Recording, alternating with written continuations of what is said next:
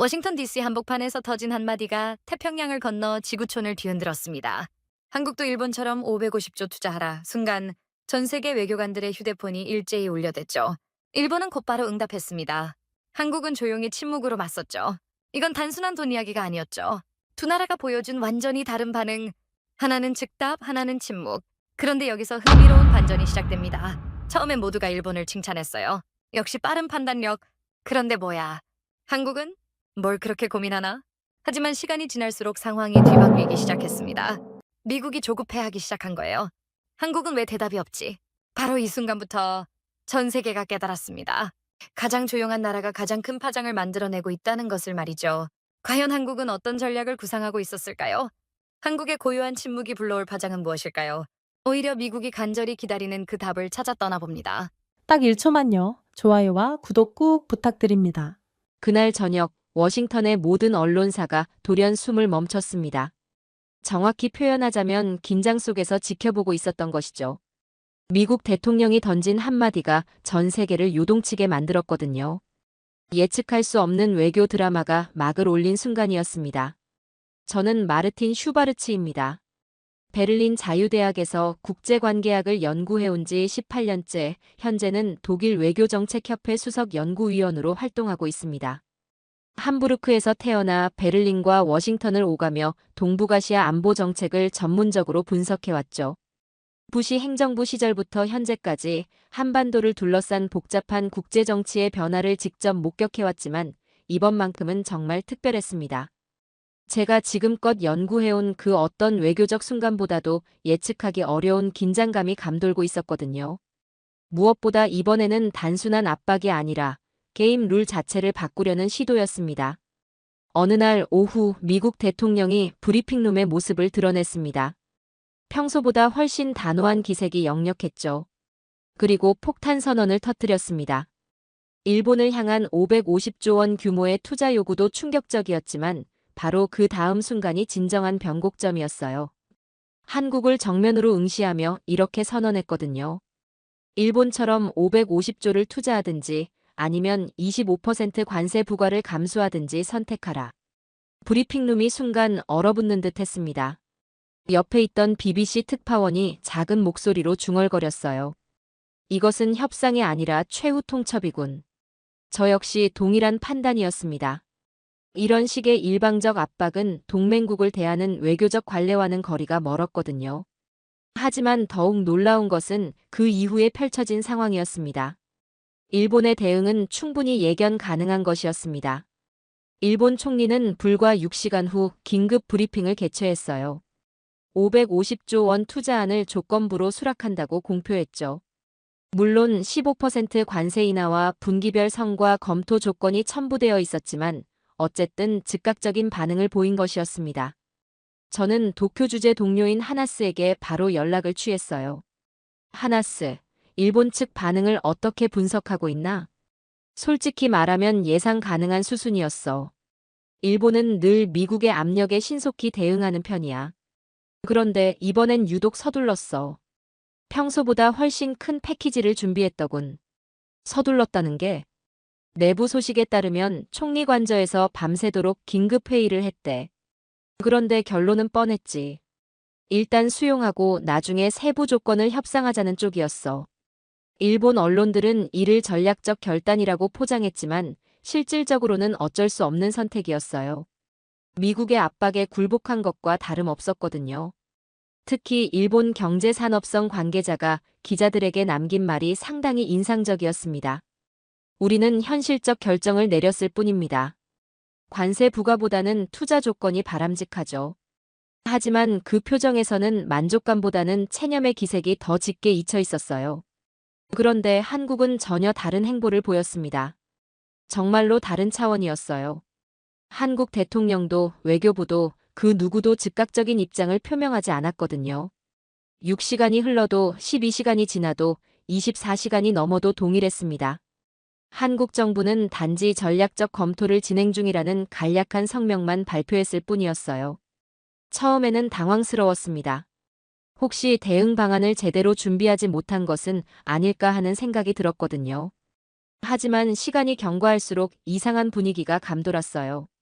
이틀째 되던 날, 저는 한국 외교부 대변인의 브리핑을 직접 참관했습니다.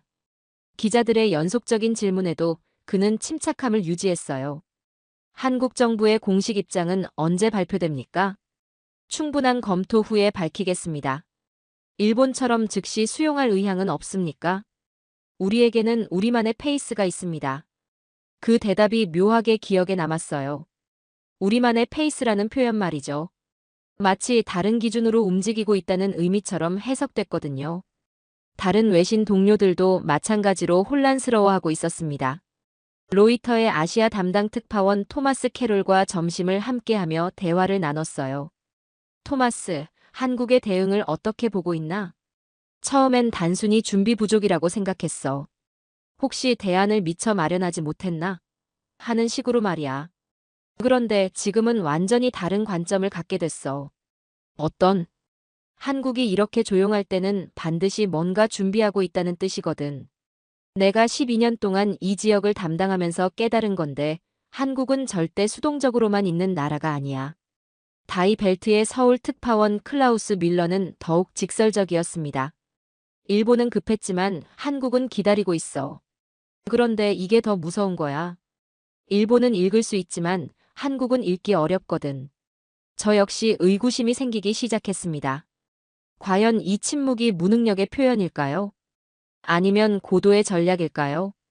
한국이 지금까지 보여준 외교적 행보를 돌이켜보면 단순히 당황해서 아무것도 하지 못하고 있는 것은 아닌 듯 했거든요. 한국 외교부를 방문했을 때의 기억이 떠올랐습니다. 고위 관계자와의 비공식 면담에서 그가 남긴 말이 지금 생각해보니 의미심장했어요. 우리는 항상 준비되어 있습니다. 다만 서두르지 않을 뿐입니다. 그때는 단순한 외교적 수사인 줄 알았는데 지금 보니 진짜 전략이었을 가능성이 있겠더라고요. 무엇보다 한국 정부 관계자들의 표정에서 절망이나 당황은 찾아볼 수 없었어요. 오히려 무언가를 신중하게 계산하고 있는 듯한 차분함이 느껴졌죠. 흥미로운 것은 미국 측의 반응이었습니다. 미국 대통령은 사흘째 되던 날 다시 브리핑을 개최했어요. 한국이 아무런 반응을 보이지 않는다며 불만을 드러냈거든요. 일본은 바로 응답했는데 한국은 왜 대답이 없나? 시간이 촉박한데 무엇을 그렇게 고민하는 것인가? 하지만 이상하게도 그 불만 속에서 조급함이 엿보였습니다. 마치 한국의 침묵이 계획에 없던 변수라는 듯이 말이에요. 보통 압박을 가하는 쪽이 여유로워야 하는데 오히려 초조해하고 있었거든요. 백악관 내부 소식에 따르면 참모들도 한국의 반응을 예상하지 못했다고 하더라고요. 한 고위 관계자는 익명을 조건으로 이렇게 털어놓았습니다. 일본은 예상 시나리오대로 움직였는데 한국은 완전히 다른 게임을 하는 것 같습니다. 그날 밤 워싱턴의 외교계에서는 한국에 대한 논의로 떠들썩했어요. 브루킹스 연구소의 한반도 전문가 데이비드 김은 이렇게 분석했습니다. 한국의 침묵은 두 가지 중 하나입니다. 완전히 당황했거나 아니면 완전히 계산하고 있거나. 그때부터 저는 확신하기 시작했습니다. 이 침묵은 무능력이 아니라 전략이라는 것을요. 한국은 응답으로 지는 나라가 아니었거든요. 진정 강한 나라는 침묵조차 전략으로 활용할 수 있다는 것을 바로 그 순간 깨달았습니다. 이제 남은 것은 한국이 언제, 어떤 방식으로 답을 제시할지였어요. 그리고 그 답이 과연 어떤 파장을 불러일으킬지가 진정한 핵심이었죠.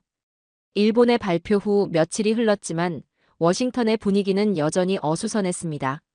저는 이러한 대조적인 반응을 보다 면밀히 분석해보기로 결심했습니다.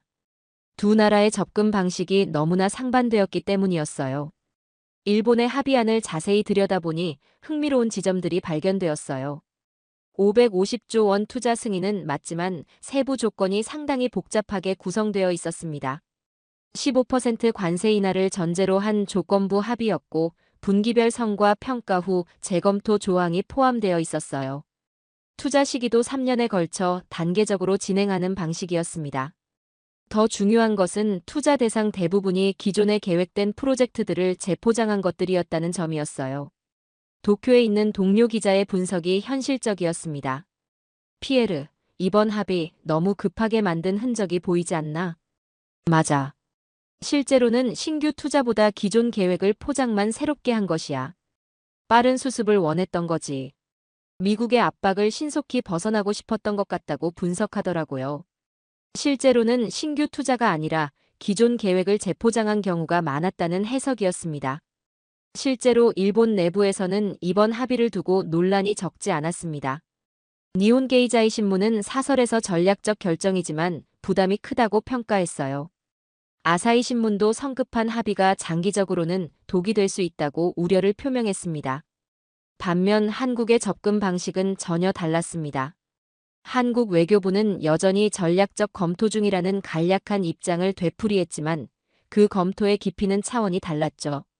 기획재정부 관계자가 언급했습니다. 우리는 감정이 아닌 구조로 접근하고 있습니다. 숫자보다 중요한 것은 그것이 우리 경제에 미치는 장기적 영향입니다. 한국 정부는 단순히 투자 규모만 고려하는 것이 아니었습니다. 경제 구조 전체를 감안하고 있었거든요. 원화 기반 경제에서 갑작스럽게 550조를 투자하는 것이 현실적으로 가능한지부터 검토하고 있었습니다. 한국기획재정부의 한 고위 관계자는 비공식 브리핑에서 핵심을 짚었습니다. 우리는 감정이 아닌 구조로 접근하고 있습니다. 550조라는 숫자보다 중요한 것은 그것이 우리 경제에 미치는 장기적 영향이라고 했습니다. 이는 일본의 즉석 대응과는 다른 철학이었어요. 일본이 당장의 관세 회피에 집중했다면 한국은 장기적 국가 전략을 우선순위에 두고 있었거든요. 국정원 출신의 한 외교 전문가와 인터뷰할 때 그의 분석이 상당히 인상적이었어요. 일본은 미국과의 관계를 위기 관리 차원에서 접근합니다. 문제가 생기면 빨리 수습하려고 하죠. 반면 한국은 기회 창출의 관점에서 본다고 했어요. 위기를 오히려 더 나은 조건을 만들어낼 기회로 보는 것이라고 분석했습니다. 이런 철학적 차이는 외신들의 보도에서도 드러났습니다. 로이터는 일본의 대응을 신속한 위기 관리로 평가했지만 한국의 침묵에 대해서는 전략적 기다림이라고 분석했어요. 파이낸셜 타임스의 아시아 에디터 마크 존슨의 칼럼이 특히 인상적이었습니다.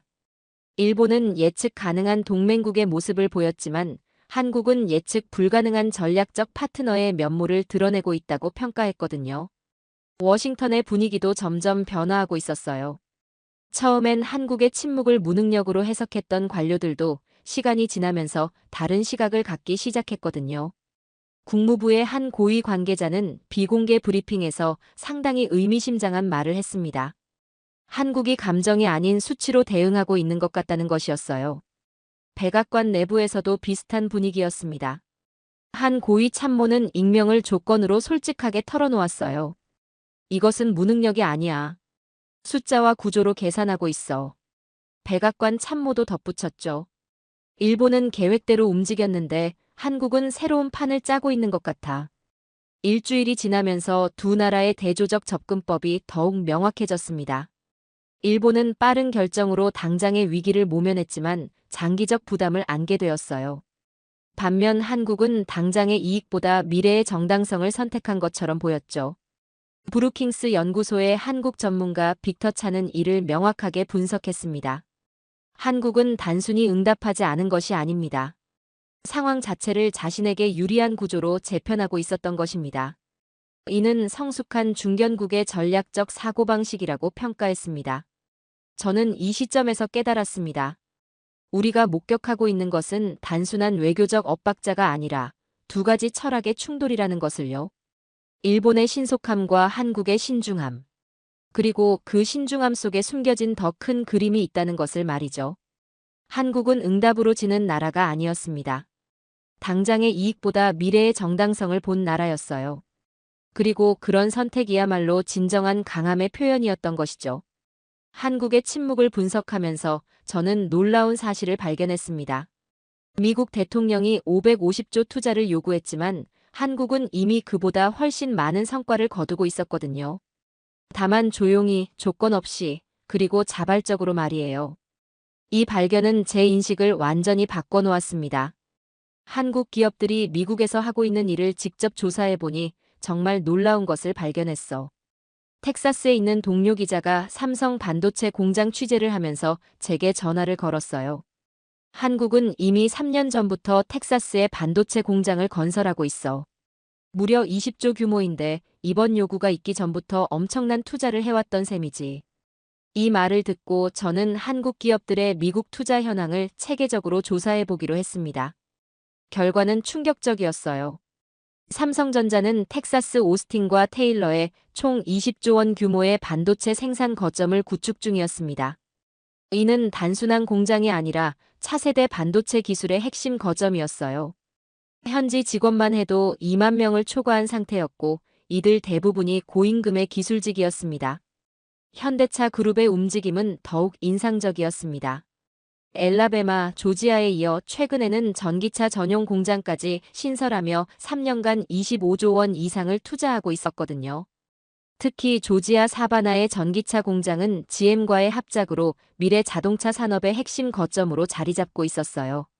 조지아주 사바나에서 만난 현대차 공장 직원의 말이 기억에 남습니다. 5년째 근무하고 있는데 한국 회사지만 지역 경제에 상당한 도움이 되고 있다고 했어요. 임금도 지역 평균보다 30% 이상 높고 건강보험과 연금, 교육비 지원까지 해준다고 하더라고요. SK와 LG의 배터리 사업도 마찬가지였습니다. SKO는 조지아와 켄터키의 배터리 공장을 운영 중이고 LG에너지솔루션은 미시간과 오하이오에서 GM과 공동으로 배터리 생산 거점을 구축하고 있었어요. 특히 LG의 미시간 공장은 테슬라를 비롯한 주요 전기차 업체들의 배터리를 공급하는 핵심 거점이었습니다. 포스코는 엘라베마와 텍사스의 철강 공장을 운영하고 있었고 롯데케미칼은 루이지애나의 에탄 크래커 공장을 건설 중이었습니다. 한화는 태양광 패널 공장을, CJ는 식품 가공 공장을 각각 건설하고 있었어요. 이 모든 투자를 합치면 125조 원을 넘어섰습니다. 미국 대통령이 요구한 550조 원에는 못 미치지만 그 의미는 완전히 달랐어요. 조건도 없고 강요도 없었거든요. 순전히 기업의 자발적 판단에 의한 투자였죠. 워싱턴의 한국 대사관에서 만난 경제참사관의 설명이 인상적이었습니다. 한국 기업들의 미국 투자는 단순한 시장 진출이 아니에요. 철저히 장기적 파트너십을 구축하는 전략적 투자를 하고 있죠. 정치적 압박이 아니라 경제적 논리에 따른 선택이었다는 설명이었습니다. 실제로 현장을 돌아보니 한국 기업들의 투자는 단순한 돈의 문제가 아니었어요. 기술 이전, 인력 양성, 지역 사회 기업까지 포함한 종합적 패키지였거든요. 미시간에 있는 LG 배터리 공장을 방문했을 때의 일입니다. 공장장인 김성호 상무의 설명을 들어보니 놀라운 점들이 많았어요. 우리는 미국에 올 때 단순히 공장만 짓는 것이 아닙니다. 지역 대학과 협력해서 배터리 전문 인력을 양성하는 프로그램도 운영하죠. 한국 대학과도 협업하고요. 미시간 대학, 웨인 스테이트 대학과 함께 배터리 기술 석사 과정을 운영하고 있다고 했어요. 작년에만 200명이 이 프로그램을 통해 취업했다고 하더라고요. 이런 철학은 숫자로는 측정할 수 없는 가치를 만들어내고 있었습니다. 미국 현지 직원들의 한국 기업에 대한 인식이 상당히 긍정적이었거든요. 엘라베마 현대차 공장에서 만난 라인 매니저 데이비드 스미스의 말이 인상적이었어요. 처음엔 한국 회사라고 해서 걱정이 많았는데 일해보니 정말 다르더군요. 한국식 정문화도 좋고 기술력은 물론이고요. 어쩌면 미국 회사보다 더 체계가 잡혀서 일하기엔 편해요. 켄터키의 SK 배터리 공장에서 만난 기술자 토니 윌리엄스의 증언도 비슷했어요. 3년째 근무하고 있는데 정말 만족한다는 것이었습니다. 한국식 경영 방식이 처음엔 낯설었지만 지금은 오히려 더 좋다고 생각한다고 했어요.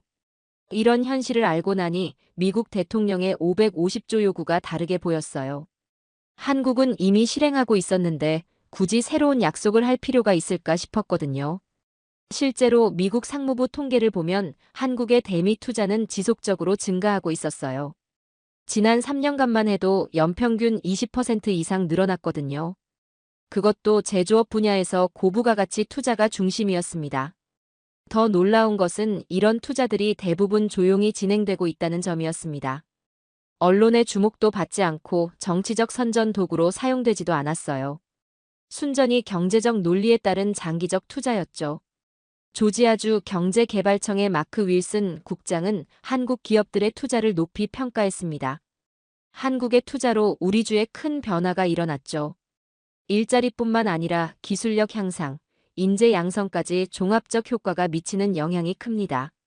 실제로 현대차 공장이 들어서면서 직간접 일자리 3만 개가 창출됐고 지역 GDP도 15% 증가한 것을 보면 말 다하지 않았겠습니까? 이런 성과들을 종합해보니 한국의 침묵이 다른 의미로 해석되었어요. 굳이 새로운 약속을 할 필요가 없을 만큼 이미 충분히 실행하고 있다는 자신감의 표현일 수도 있겠더라고요. 숫자가 아닌 실력으로 미국을 움직이고 있는 한국의 모습을 보면서 저는 새로운 깨달음을 얻었습니다. 진정한 파트너십은 강요가 아니라 자발적 협력에서 나온다는 것을요. 그리고 한국은 이미 그런 파트너십을 실현하고 있었던 것이죠. 미국 현지에서 만난 한국 기업 임직원들의 자부심도 인상적이었어요. 그들은 단순히 투자를 하는 것이 아니라 미국과 함께 미래를 만들어가고 있다는 의식을 갖고 있었거든요.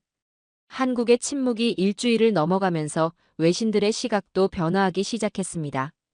처음엔 무능력으로 해석했던 침묵이 점점 전략으로 읽히기 시작한 것이에요. 저 역시 그런 변화의 중심에 있었죠. 이런 인식 전환은 단순한 해석의 변화가 아니라 한국에 대한 근본적 이해의 변화였습니다. 블룸버그의 아시아 담당 수석 에디터 사라 맥도널드와 점심을 함께 하면서 흥미로운 대화를 나눴습니다. 사라, 솔직히 처음엔 한국이 당황한 줄 알았어. 근데 지금 보니까 그 침묵에는 패턴이 있더라. 저 패턴? 사라, 2018년 북미 회담, 2019년 한일 무역 분쟁, 2020년 코로나 대응. 항상 처음엔 조용하다가 결정적 순간에 판을 바꾸잖아. 성급하게 움직이지 않다가 결정적 순간에 판을 바꾸는 시기라고 분석했습니다. 실제로 그녀의 말에 따라 한국의 과거 외교 사례들을 조사해보니 흥미로운 패턴을 발견할 수 있었어요. 2018년 북미 정상회담 중재 역할, 2019년 한일 무역 분쟁 대응, 2020년 코로나19 초기 대응 등에서 한국은 비슷한 접근법을 보여왔거든요. 초기에는 조용히 상황을 관찰하다가 적절한 시점에 게임 체인저 역할을 하는 방식이었죠. 2019년 한일 무역 분쟁 당시를 돌이켜보면 더욱 명확해져요. 일본이 반도체 소재 수출 규제를 가했을 때 한국은 즉각적인 보복보다는 장기적 대응 전략을 선택했거든요. 결과적으로 소재 부품 산업의 자립도를 높이면서 오히려 더 강해졌죠. 파이낸셜 타임스의 서울 특파원 톰 미첼과 화상 인터뷰를 했을 때 그의 분석이 인상적이었어요. 한국 외교의 특징이 기다림의 미학이라는 것이었습니다. 한국은 카드를 미리 다 내보이지 않아요. 상대의 의도를 파악한 뒤 가장 효과적인 시점에 움직입니다. 실제로 워싱턴의 분위기를 보면 한국의 이런 전략이 효과를 보고 있는 것 같았어요. 백악관 관계자들이 점점 한국의 반응을 궁금해하기 시작했거든요. 국무부의 한 고위 관계자는 비공개 브리핑에서 상당히 의미심장한 말을 했습니다. 한국이 감정이 아닌 수치로 대응하고 있는 것 같다는 것이었어요. 이는 예상한 시나리오와 다르다고 했습니다. 보통 압박을 받으면 즉각 반응하거나 강하게 반발하는데 한국은 아예 다른 차원에서 접근하고 있다는 분석이었어요. 한국은 감정으로 반응하지 않아. 철저히 숫자와 시나리오로 접근 중이야. 백악관 참모의 이 말을 들으면서 저는 한국 외교의 본질을 이해할 수 있었어요. 감정적 반응이 아니라 철저한 계산에 기반한 전략적 접근이었던 것이죠. 워싱턴 포스트의 논설위원 데이비드 이그나티우스는 칼럼에서 이렇게 분석했습니다. 한국의 침묵은 실수가 아니라 계산이라고 했어요. 이들은 미국의 압박을 오히려 협상력 강화의 기회로 활용하고 있는 것으로 보인다고 평가했습니다. 이런 해석이 나오자 다른 외신들도 한국을 다시 보기 시작했어요. CNN은 특집 프로그램에서 한국의 전략적 사고를 집중 분석했고 BBC는 한국의 조용한 외교를 조명했죠. CNN의 아시아 담당 기자 윌 리플리는 방송에서 상당히 의미 있는 평가를 했습니다. 한국은 소음보다는 실질을 추구하는 나라라고 했어요. 화려한 말보다는 확실한 결과를 중시한다는 분석이었습니다. 특히 인상적이었던 것은 월스트리트 저널의 사설이었어요. 한국의 응답 지연은 무례함이 아니라 성숙함이다. 진정한 파트너는 맹목적으로 따르지 않는다. 저는 이런 변화의 배경을 더 깊이 파악하기 위해 한국의 과거 외교 성과들을 조사해 봤습니다. 1988년 서울 올림픽 당시 동서화해 분위기 조성, 1997년 외환위기 극복 과정에서의 국제 협력, 2002년 월드컵의 성공적 개최 등 한국은 위기를 기회로 바꾸는 데 탁월한 능력을 보여왔거든요. 특히 1988년 서울 올림픽은 대표적 사례였어요. 냉전 시대에 동서 진영이 모두 참가하는 올림픽을 성공적으로 개최하면서 한국의 국제적 위상을 한 단계 끌어올렸죠. 당시에도 한국은 성급한 정치적 제스처보다는 조용하고 실질적인 접근을 선택했었어요. 브루킹스 연구소의 한국 전문가 조나단 폴라크는 이를 명확하게 분석했습니다. 한국은 압박을 받을 때 더 창의적이 된다는 것이었어요. 한국은 위기를 위기로만 보지 않고 새로운 기회를 만들어낼 수 있는 전환점으로 본다고 했습니다. 이런 사고방식이 한국을 강하게 만든 것이라고 평가했어요. 실제로 한국 정부의 내부 동향을 살펴보면 단순히 기다리고만 있는 것이 아니었어요. 다양한 시나리오를 검토하고 대안을 준비하고 있었거든요. 한국 외교부의 한 고위 관계자는 비공식 대화에서 핵심을 짚었습니다. 미국의 요구를 거부하는 것이 아니라 더 나은 방식을 찾고 있을 뿐이라고 했어요. 단순히 돈으로 해결할 문제가 아니라는 것이었습니다. 진정한 파트너십은 서로에게 도움이 되는 방향으로 만들어져야 한다고 설명했어요. 이런 철학적 접근이 외신들의 주목을 받기 시작했어요. 로이터는 한국의 접근법을 전략적 인내라고 명명했고 AP는 계산된 침묵이라고 표현했죠. 가장 인상적이었던 것은 뉴욕타임스의 분석 기사였습니다. 한국의 침묵은 약함이 아니라 강함의 표현이라고 평가했어요. 이들은 미국과의 관계를 단순한 상하 관계가 아닌 수평적 파트너십으로 발전시키려 하고 있다고 분석했습니다. 이는 21세기 동맹 관계의 새로운 모델이 될 수 있다는 평가였어요. 이런 평가들을 보면서 저는 깨달았어요. 한국의 침묵이 단순한 우유부단함이 아니라는 것을 말이죠. 오히려 가장 강한 사람은 말하지 않는다는 진리를 실현하고 있었던 것이에요. 싱크탱크들의 분석도 비슷했습니다. CSIS의 한국 담당 선임연구원 빅터 차는 상당히 의미 있는 평가를 했어요. 한국이 기준이 아닌 예외가 되었다는 것이었습니다. 기존의 압박과 굴복의 패턴을 거부하고 있다고 분석했어요. 한국은 더 이상 강대국의 요구에 무조건 따르는 나라가 아니라는 것을 보여주고 있다고 했습니다. 이런 분석들을 보면서 저는 확신했습니다. 한국의 침묵이 미국을 불안하게 만들고 있다는 것을요. 한국은 지금 움직이지 않음으로 상대를 흔들고 있었습니다. 그리고 그 불안감이야말로 한국이 원하는 효과였을 수도 있겠다는 생각이 들었어요. 과거 선조들의 지혜가 떠올랐습니다.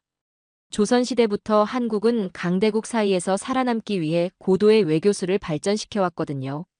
명과 청 사이에서, 일본과 중국 사이에서, 그리고 지금은 미국과 중국 사이에서 말이에요.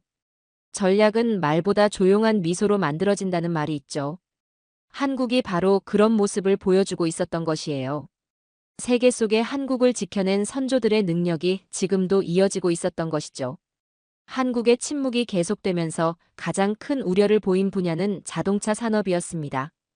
25% 관세가 실제로 부과될 경우 현대차 그룹이 받을 타격이 상당할 것으로 예상되었거든요.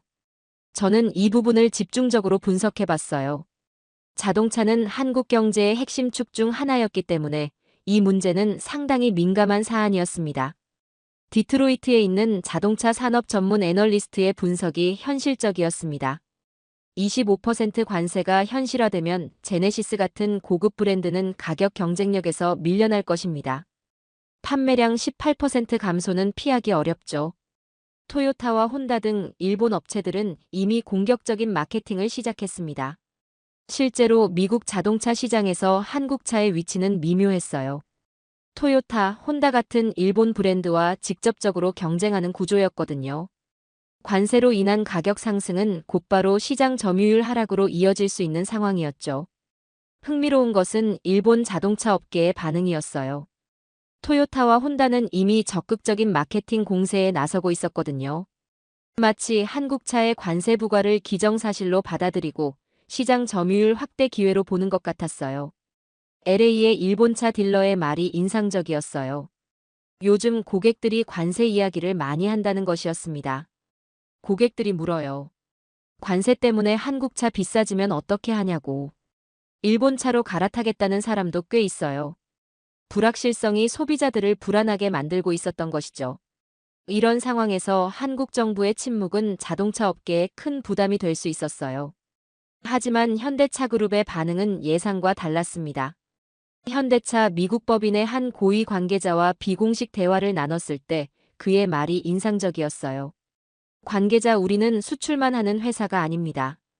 엘라베마에서만 연간 40만 대를 생산하고 있어요. 전체 판매량의 60% 이상이 현지 생산입니다. 실제로 현대차는 엘라베마 공장에서 상당한 물량을 생산하고 있었어요. 관세에 직접적 타격을 받지 않는 구조를 이미 만들어 놓았던 것이죠.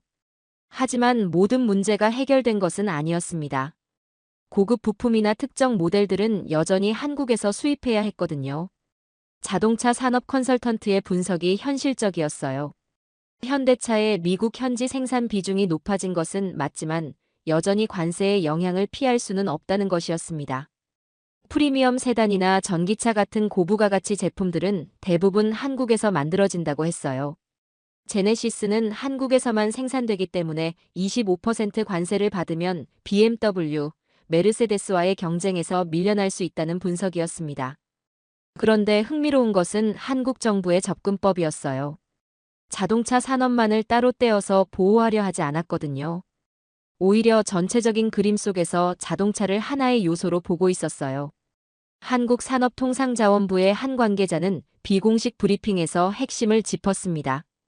자동차를 지키지 않는 것이 아니라 더 큰 미래를 위한 전략적 선택입니다. 조선, 반도체, 배터리 등 전체적인 산업 생태계를 고려해야 한다고 설명했어요. 이런 접근법은 상당히 계산적이었어요. 자동차 하나를 위해 전체 협상 구도를 흔들기보다는 더 큰 판에서 유리한 조건을 만들어내려는 전략이었거든요. 브루킹스 연구소의 경제 전문가는 이를 명확하게 분석했습니다. 한국은 부분의 손해를 전체의 전략으로 바꾸려 하고 있다는 것이었어요. 자동차만 살리려고 다른 산업을 희생시키는 것이 아니라 모든 산업이 함께 성장할 수 있는 구조를 만들려는 것이라고 평가했습니다. 실제로 자동차 업계 내부에서도 이런 시각이 있었어요. 현대차 그룹의 한 전략 기획 담당자는 상당히 의미 있는 말을 했습니다. 장기적으로 보면 진정한 파트너십을 구축하는 것이 더 중요합니다. 당장의 수익보다 미래의 구조가 핵심이죠. 이런 철학은 숫자로는 측정하기 어려운 가치를 추구하는 것이었어요. 당장의 판매량보다 장기적 관계를 중시하는 접근법이었죠. 월스트리트 저널의 자동차 담당 기자는 이를 높이 평가했습니다. 한국은 자동차를 볼모로 잡히지 않으려 한다는 것이었어요. 자동차 하나 때문에 전체 전략을 포기하지 않겠다는 의지를 보이는 것이라고 분석했습니다. 이런 태도가 오히려 협상력을 높여줄 수 있다고 평가했어요. 실제로 미국 자동차 시장에서 한국차의 위치는 단순한 가격 경쟁력만으로 설명할 수 없었어요. 품질, 디자인, 기술력에서 이미 인정받고 있었거든요. 자동차 전문 리뷰어는 현대차를 높이 평가했습니다. 이미 미국 소비자들에게 신뢰받는 브랜드가 되었다는 것이었어요. 관세로 인한 일시적 어려움은 있겠지만 장기적으로는 극복할 수 있을 것이라고 했습니다. 품질 평가에서 지속적으로 상위권을 유지하고 있고 소비자 만족도도 높다는 분석이었어요. 미국 자동차 딜러 협회의 한 관계자도 비슷한 견해를 보였어요. 현대차는 이미 미국 시장에 뿌리를 내렸다는 것이었습니다. 단순히 가격만으로 경쟁하는 브랜드가 아니라고 평가했어요. 브랜드 파워와 현지 생산 능력을 고려하면 충분히 극복 가능할 것 같다고 했습니다. 가장 계산적인 나라는 결국 가장 강하다는 말이 있죠. 한국이 자동차라는 카드를 성급하게 사용하지 않는 이유도 그런 계산에서 나온 것 같았어요. 한국은 조선과 미래 산업을 보고 있었습니다. 자동차를 지키지 않은 것이 아니라 더 큰 미래를 지킨 것이었어요. 전체를 보는 시각, 장기를 보는 안목. 그것이 한국 외교의 진정한 강점이었던 것이죠. 한국의 침묵이 2주를 넘어가면서 새로운 국면이 전개되기 시작했습니다. 한국이 단순히 투자 규모만으로 협상하는 것이 아니라는 신호가 나오기 시작한 것이에요. 특히 조선업과 방산 분야에서 미국이 절실히 필요로 하는 카드들을 제시하기 시작했죠. 이는 게임의 룰을 바꾸는 움직임이었습니다. 이 변화를 처음 포착한 것은 펜타곤 출입 기자였던 동료였어요. 한국이 단순 투자 말고 방산 협력을 제안했대. 그것도 공동 개발 수준으로. 무기 사주는 것이 아니라 같이 만들자고. L-SAM, 차세대 전투기, 군함까지. 미국이 필요한 분야만 콕 집었어. 국방부 관계자들과 접촉해보니 상당한 사실들이 드러났어요. 한국이 제안한 것은 단순한 무기 구매가 아니었습니다.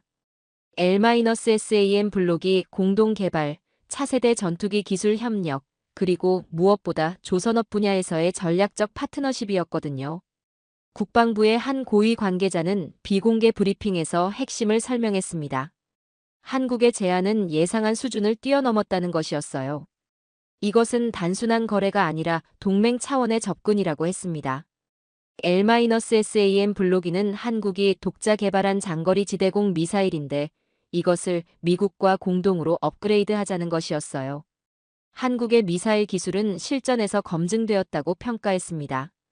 특히 조선업 협력안이 주목받고 있었어요. 미국의 조선업은 사실상 붕괴 상태였거든요. 군함 건조 능력도 중국에 비해 현저히 뒤떨어진 상황이었죠. 해군 조선 전문가의 분석이 현실적이었습니다. 미국 조선업의 현실을 솔직히 말하면 참담하다는 것이었어요. 중국은 1년에 수십 척의 군함을 건조하는데 미국은 겨우 몇 척이라고 했습니다. 한국의 기술력은 세계 최고 수준이라고 평가했어요. 특히 대형 선박 건조 기술은 미국이 배워야 할 정도라고 했습니다. 실제로 한국의 조선업 기술력은 세계적으로 인정받고 있었어요. 현대중공업, 대우조선해양, 삼성중공업 등은 전 세계 조선업을 주도하고 있었거든요. 특히 군함 건조 분야에서 한국의 성과는 상당했습니다. KDX-3 이지스함은 미국의 이지스 시스템을 탑재했지만 선체 설계와 건조는 한국이 독자적으로 수행했어요. 그 결과 미국 이지스함보다 더 우수한 성능을 보이는 부분들이 있었죠. 한국이 제안한 조선업 협력안의 핵심은 조지아주의 한미 공동 조선 클러스터를 만드는 것이었어요. 단순히 공장을 짓는 것이 아니라 설계부터 건조까지 전 과정을 공유하는 것이었죠. 조지아주 경제개발청장은 이 제안에 상당한 관심을 보였습니다. 한국의 조선 기술력은 세계 최고 수준입니다. 미국이 배워야 할 부분도 많죠. 우리 주에 상당한 기회가 될 수 있다고 봅니다. 이는 장기적으로 미국 조선업 부활의 출발점이 될 수 있다고도 했어요. 방산 분야에서도 한국의 제안은 인상적이었습니다. 한화 시스템의 L-SAM 기술, LIGNX1의 레이더 기술, KAI의 항공기 제조 기술 등을 미국과 공유하겠다는 것이었어요. 국방산업 애널리스트의 평가가 흥미로웠습니다. 한국 방산 기업들의 기술력은 생각보다 훨씬 높다는 것이었어요. 특히 미사일 방어 체계에서는 미국도 배울 점이 많다고 했습니다. 천공 시스템 같은 경우 실전에서 검증된 기술이라고 평가했어요. 실전 배치 경험이 풍부하다는 분석이었습니다. L-SAM 블록이 프로젝트는 더욱 주목할 만했습니다. 한국이 독자 개발한 장거리 지대공 미사일을 미국과 공동으로 차세대 버전으로 업그레이드하자는 제안이었거든요. 펜타곤의 미사일 방어청 관계자는 이 제안을 높이 평가했어요. L-SAM은 THAAD와 상호 보완적입니다. 한국과 함께라면 더 강력한 방어망을 만들 수 있어요. 이런 기술 협력은 단순한 수출입과는 차원이 다른 것이었어요. 기술 공유를 통한 진정한 동맹 관계를 만들어내는 접근법이었거든요. 펜타곤의 한 전략 분석가는 이를 명확하게 평가했습니다. 한국이 제안한 것은 돈이 아니라 능력의 공유라는 것이었어요. 이는 동맹 관계에서 가장 높은 수준의 협력이라고 했습니다. 보통은 미국이 무기를 팔고 동맹국이 사는 구조인데 한국은 서로의 기술을 합쳐서 더 나은 무기를 만들자는 것이라고 분석했어요. 특히 인상적이었던 것은 한국의 접근 방식이었어요. 일방적으로 기술을 받는 것이 아니라 서로 필요한 부분을 보완하는 윈윈 구조를 제안했거든요. 한국방위사업청의 한 관계자는 비공식 대화에서 핵심을 설명했습니다.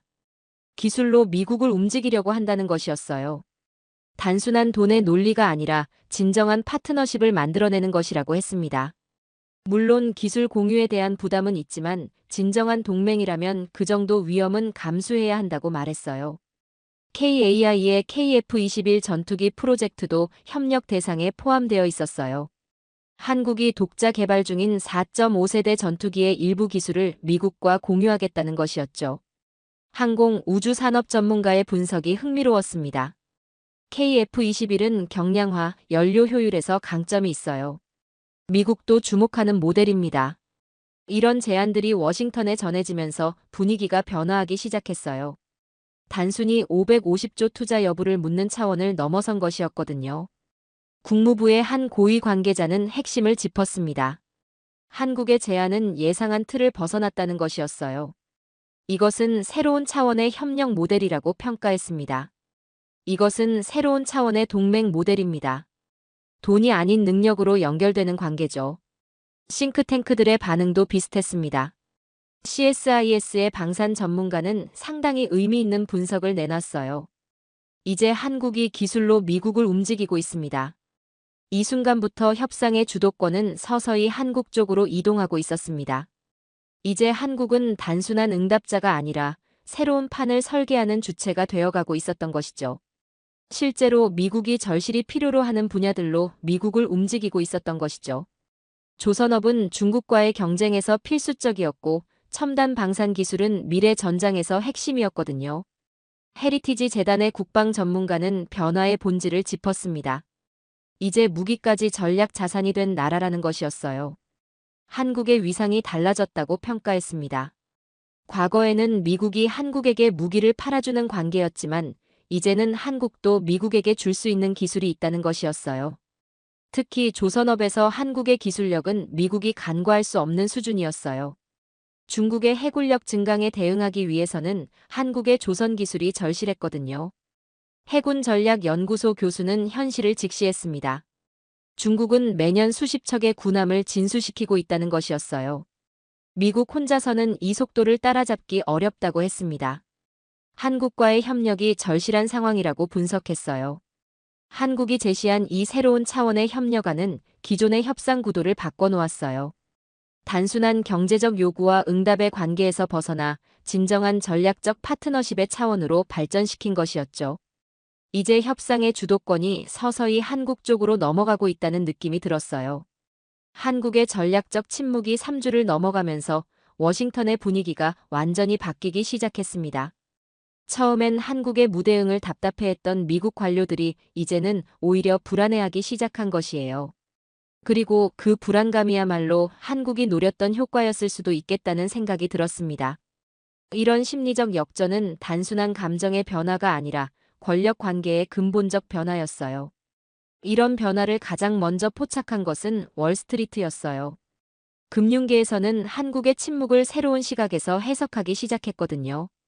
한국이 반응하지 않으니 시장이 더 불안해졌습니다. 예측이 안 되니 투자자들이 조심스러워하죠. 이는 한국이 게임의 룰을 바꾸고 있다는 신호일 수 있다고 분석했어요. 실제로 한국 관련 주식들의 움직임이 기묘했어요. 관세 위험에도 불구하고 오히려 상승세를 보이는 종목들이 있었거든요. 특히 방산주와 조선주가 강세를 보이고 있었어요. 모건 스탠리의 한국 담당 애널리스트의 해석이 흥미로웠습니다. 시장에서는 한국이 협상에서 더 나은 조건을 이끌어낼 것이라 기대하고 있습니다. 이런 시장의 반응은 워싱턴에도 영향을 미쳤어요. 미국 재무부 관계자들이 공공연하게 이야기하고 다녔죠. 이제 우리가 기다리고 있어요. 한국이 뭘 준비하고 있는지 모르겠지만 확실히 준비 중이라는 느낌입니다. 재무부의 한 고위 관계자는 비공개 회의에서 상당히 의미심장한 말을 했다고 합니다. 한국이 움직이지 않아서 불안하다는 것이었어요. 이들이 뭔가 다른 계획을 가지고 있는 것 같다고 했습니다. 백악관 내부에서도 한국에 대한 인식이 바뀌고 있었던 것이에요. 한 고위 참모는 익명을 조건으로 솔직하게 털어놓았습니다. 우리가 당황하고 있다는 것을 인정해야 할지도요. 처음엔 한국이 시나리오를 벗어난 줄 알았는데 알고 보니 우리가 틀린 것이었습니다. 국가경제회의의 한 관계자도 비슷한 우려를 표했어요. 한국의 침묵이 길어질수록 미국 입장이 약해지고 있다는 것이었습니다. 일본은 즉시 응답해서 주도권을 잡았다고 생각했는데 한국은 아예 다른 테이블에서 게임하고 있는 것 같다고 분석했어요.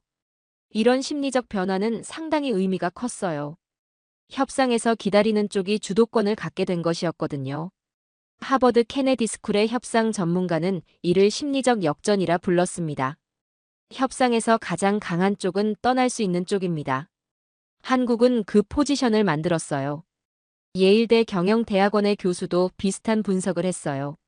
한국은 게임 이론의 원칙을 활용하고 있다는 것이었습니다. 상대방의 조급함을 자신의 협상력으로 전환시키는 고전적 전략이라고 평가했어요. 싱크탱크들의 분석도 비슷한 방향이었어요. 브루킹스 연구소에서는 한국의 접근법을 집중 분석하는 세미나를 열었거든요. 브루킹스의 선임 연구원의 발표가 인상적이었습니다. 한국은 기준을 따르지 않고 예외를 설계하고 있습니다. 이것은 중견국 외교의 새로운 모델이죠. 아메리칸 엔터프라이즈 연구소의 전문가도 한국의 전략을 분석했어요. 한국이 보여주고 있는 것은 전략적 자신감이라는 것이었습니다. 자신들의 가치를 정확히 알고 있고 그에 맞는 대우를 요구하고 있다고 평가했어요. 실제로 한국의 이런 접근법은 다른 국가들에게도 영향을 미치기 시작했어요. 일본 정부 내부에서도 한국의 전략을 재검토하고 있다는 소식이 들려왔거든요. 도쿄의 한 외교 소식통은 흥미로운 정보를 전했습니다. 일본 외무성에서도 한국의 대응을 주목하고 있다는 것이었어요. 도쿄 외무성 소식통 우리 너무 빨리 움직인 것 아닐까 하는 얘기들이 나옵니다. 한국처럼 기다렸다면 더 나은 조건이 있었을지도요. 이는 상당히 흥미로운 변화였어요.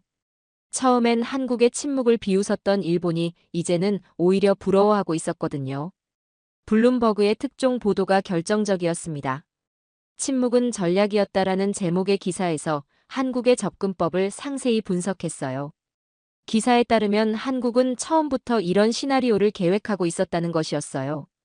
미국의 압박을 오히려 더 나은 조건을 만들어낼 기회로 활용하는 전략이었죠. 블룸버그의 아시아 에디터는 기사에서 핵심을 짚었습니다. 한국의 침묵은 무능력이 아니라 고도로 계산된 전략이었다는 것이었어요. 이들은 미국의 조급함을 자신들의 협상 카드로 활용하고 있다고 분석했습니다. 이 보도가 나간 후 다른 외신들도 비슷한 분석을 쏟아냈습니다. 약소국이 강대국에게 일방적으로 끌려다니는 시대는 끝났다는 분석이었어요. 한국이 보여준 것은 단순한 협상 기술이 아니라 국가 차원의 전략적 사고력이라고 했습니다. 가장 인상적이었던 것은 워싱턴 포스트의 사설이었습니다. 한국의 침묵은 우리에게 중요한 교훈을 준다는 것이었어요. 진정한 파트너십은 일방적 요구가 아니라 상호 존중에서 나온다는 것이라고 평가했습니다. 이런 언론 보도들이 나오면서 워싱턴의 분위기가 완전히 바뀌었어요. 이제는 미국이 한국의 다음 행보를 기다리는 상황이 된 것이었죠. 백악관 내부에서도 한국에 대한 재평가가 이루어지고 있었어요. 한 고위 관계자는 익명을 조건으로 핵심을 짚었습니다. 한국이 조건을 제시할 때까지 기다려야 할 것 같다는 것이었어요. 이제는 미국이 그들의 제안을 들어볼 차례라고 했습니다. 이 순간 저는 깨달았습니다. 한국이 단순히 협상에서 이긴 것이 아니라는 것을 말이죠.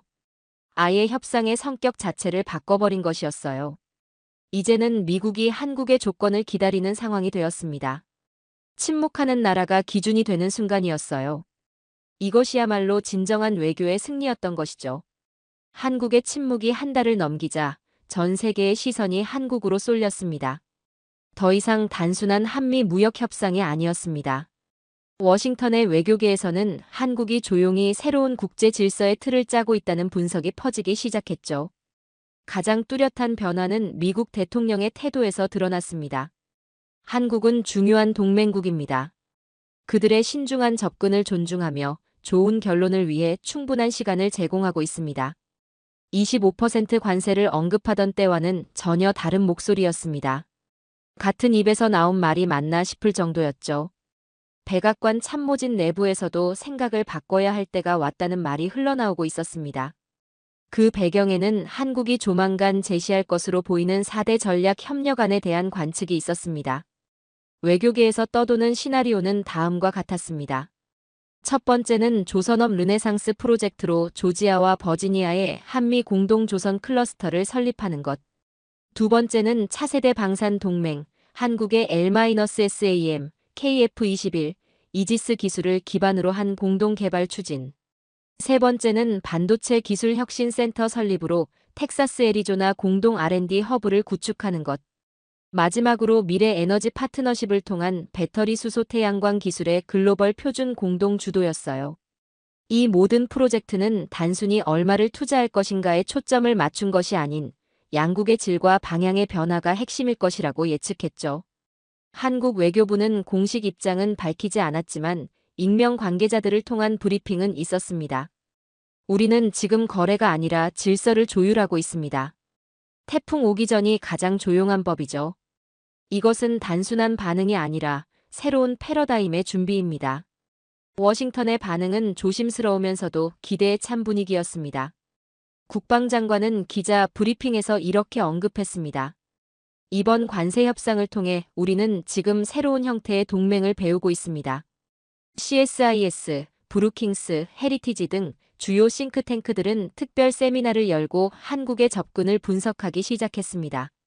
한국은 기준을 따르지 않고 예외를 설계한다. 중견국이 대등한 전략 파트너로 변모하는 모델이 될 수 있다. 외신들의 논조도 바뀌었습니다.